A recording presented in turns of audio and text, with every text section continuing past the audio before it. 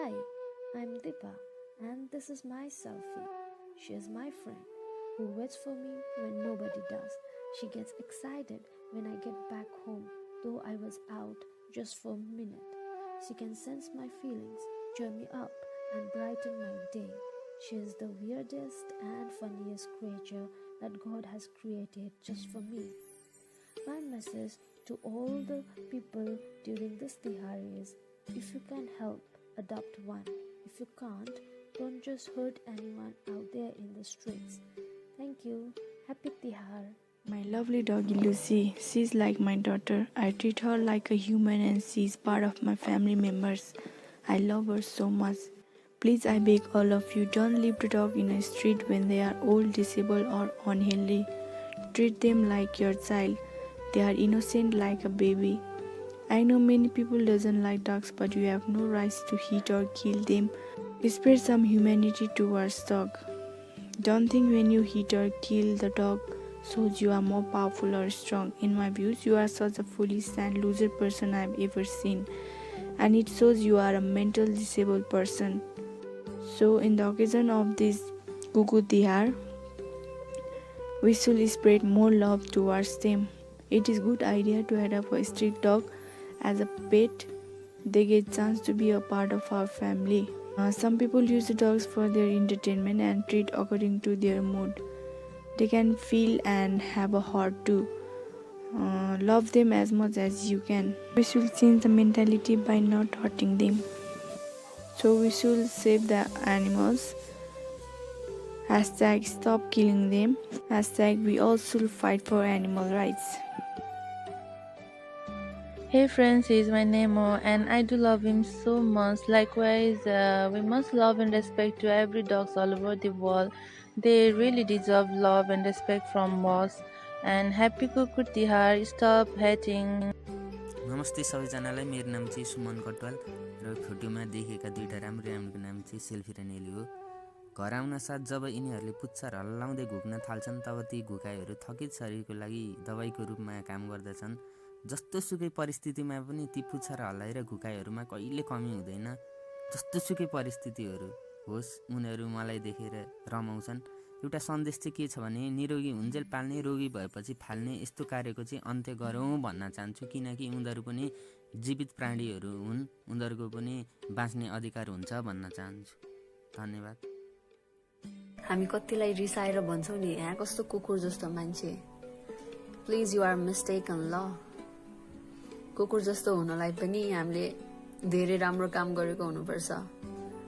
उनीहरू एक त हामीप्रति लोयल हुन्छ, केही रिटर्न ब्याक नगरिकन उनीहरूले यति मजाले हामीलाई सम्झिन्छ, यति मजाले माया दिन्छ नि जुन हामी मान्छे भएर गर्न सक्दैनौँ। हामी मान्छे भएर अरू कसैलाई राम्रो काम गर्नु अघि जहिले पनि रिटर्न ब्याक आउँछ कि भन्ने फिलिङ्स लिएर मात्र गर्छौँ, तर कुकुरहरू त्यस्तो हुँदैन। उनीहरूलाई जस्ट हाम्रो माया भए पुग्छ, हाम्रो साथ भए पुग्छ। हामी कहीँ गएर आउँदाखेरि जब उनीहरू यति एक्साइटेड हुन्छ नि त्यतिखेर हामीले बुझ्नुपर्छ कि उनीहरूले कति वेट गर्दैछ हाम्रो लागि भनेर। Dogs are my happiness. I don't know what they meant to you, but for me, they are my happiness. I love you, dogs. Hi everyone, this is Karpu. थोड़ा हाई गरिदेऊ, अलिकति क्यामेरा shy छ तर he's been with us for about 8 years now. अनि आएर चाहिँ लाइफमा एकदमै धेरै डिफरेन्सेसहरू आएको छ। You know he's like a friend, he's like a son. अनि लाइक घरको फ्यामिली मेम्बर्सको लागि सबैजनाको लागि डिफ्रेन्ट मिनिङ्सहरू छ। अनि कहिलेकाहीँ चाहिँ अलिकति अनोइङ पनि छ तर at the end of the day is very lovely. अनि so we would like to wish everyone a happy Tihar from our side. अनि सबैजनाले मजाले तिहारमा अनि अरू बेला पनि पपीहरूलाई मन पराइदिनु होला, डग्सहरूलाई मन पराइदिनु होला। Thank you. Hello, this is Myra and Yula. Yula is 8 months old and Myra is almost 3 years old. And they're our little daughters. So यसपालिको तिहारमा हजुरहरूले पक्कै पनि तिहार राम्ररी मनाउनु होला र कुकुर पूजामा पनि यिनीहरूलाई धेरै धेरै धेरै प्याम्पर गर्नु होला, माया गर्नु होला। तर एउटा कुरा चाहिँ तिहारको बेलामा धेरै पटाकाहरू पड्काइन्छन् अनि त्यो लट अफ त्यो फायर क्र्याकर्सहरू हुन्छ। सो प्लिज कुकुरहरूलाई चाहिँ त्यो सबै कुराबाट बचाउनु होला। नेपालमा अनि इन्डियामा अनि जहाँ पनि यो फायर क्र्याकर्सहरू युज हुन्छ धेरै एनिमल्सहरू स्पेसली कुकुरहरू चाहिँ इन्ज्योर हुन्छ। त्यसैले प्लिज आफ्नो कुकुरहरूलाई र साथसाथै बाटोमा बस्ने कुकुरहरूलाई पनि केही उनीहरूलाई नराम्रो नहुने गरी, खतरा नहुने गरी खेलिदिनु होला। अनि साथसाथै आफ्नो कुकुर पटाकाहरूसँग डराउँछ भने पनि प्लिज आफूसँगै राख्नु होला। लकिली माइरा र युलालाई चाहिँ हामीले सुपरभाइज गर्दाखेरि they sleep right through the fire crackers. जति पटाका पड्के पनि, जति थन्डर आए पनि लकिली यो दुईवटा चाहिँ राम्ररी सुत्छ। बट प्लिज आफ्नो कुकुरलाई चाहिँ राम्ररी हेरिदिनु होला अनि आफ्नो तिहार राम्ररी मनाउनु होला। सबैजनालाई यो दीपावलीको धेरै धेरै शुभकामना। नमस्ते सबैजनालाई। उहाँको नाम हो सिम्बा देव श्रेष्ठ। 2 हप्ता हुँदादेखि लिएर आएको होला यसलाई। ज्याकेटमा काखमा सुताउने बान लाएर होला, साह्रै माया लाग्ने यो कुकुरको। अहिले हाल यो 8.5 महिनाको भएको छ सिम्बा अहिले, र डिसेम्बर 12 मा उसको बर्थडे छ अहिले। खायो, खेल्यो, सुत्यो, पटी गर्यो, हामीले खाना खाएको हेऱ्यो, त्यति हो उसको काम। आजकल चाहिँ जे होस् बढेर होला, मान्छे आउँदाखेरि भुक्छ होइन, हामीलाई जे होस् सिक्युरिटी दिन्छ सिम्बाले। एउटा छुट्टै लभ एन्ड एफेक्सन जस्तो फिल हुन्छ सिम्बासँग चाहिँ मलाई पर्सनली होइन, एउटा फ्यामिली मेम्बर जस्तै।